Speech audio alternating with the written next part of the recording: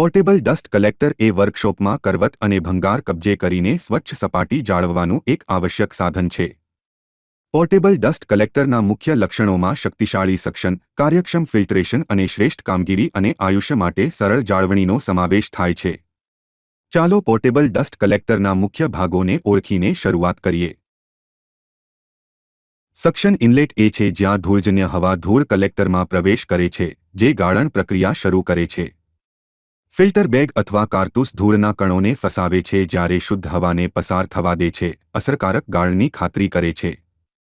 Blower motor કલેક્ટરમાં ધૂળને ચૂસવા માટે જરૂરી airflow generate કરે છે, કાર્યક્ષમ કામગીરી જાળવી રાખે છે. ડસ્ટ ડિસ્ચાર્જ પોર્ટ ભેગી કરેલી ધૂળને સરળતાથી દૂર કરવા માટે પરવાનગી આપે છે, સિસ્ટમ સ્વચ્છ અને અસરકારક રહે તેની ખાતરી કરે છે. કંટ્રોલ પેનલ ધૂળ કલેક્ટરની કામગીરી અને સેટિંગ્સને નિયંત્રિત કરે છે, જે સિસ્ટમ પર સરળ અને ચોક્કસ નિયંત્રણ પ્રદાન કરે છે.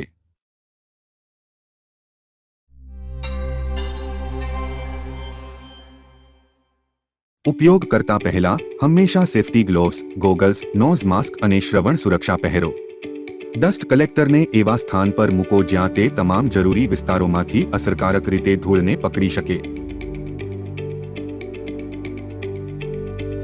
ડક્ટવર્કને ડસ્ટ કલેક્ટર સાથે કનેક્ટ કરો અને લીક થવાથી બચવા માટે તેને ચુસ્તપણે સુરક્ષિત કરો. ડસ્ટ કલેક્ટરનો બીજો છેડો ધૂળ એકત્ર કરવા માટે જરૂરી પાવર ટૂલ સાથે કનેક્ટ કરો.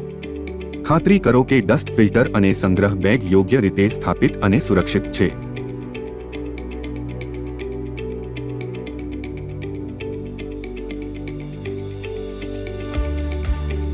ડસ્ટ કલેક્ટર ચાલુ કરો અને તેને દબાણ વધારવા દો.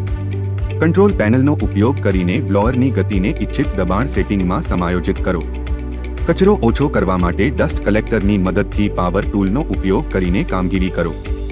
ઓપરેશન પછી સ્વચ્છ વર્કશોપ જગ્યાઓ માટે સક્શન ઇનલેટ પાઇપનો ઉપયોગ કરીને સપાટીઓને વેક્યુમ કરો.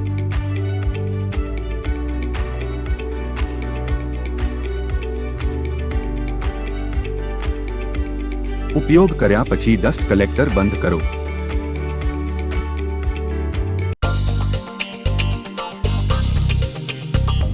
ડસ્ટ ફિલ્ટરનું નિયમિતપણે નિરીક્ષણ કરો અને સાફ કરો જેથી તે ભરાઈ ન જાય અને હવાના પ્રવાહને જાળવવા. અવરોધોને ટાળવા માટે નિયમિતપણે ધૂળની થેલીઓનું નિરીક્ષણ કરો અને સાફ કરો. કાર્યક્ષમતા ઘટાડી શકે તેવા કોઈપણ લીક અથવા અવરોધો માટે ડક્ટવર્કના યોગ્ય જોડાણો માટે તપાસો.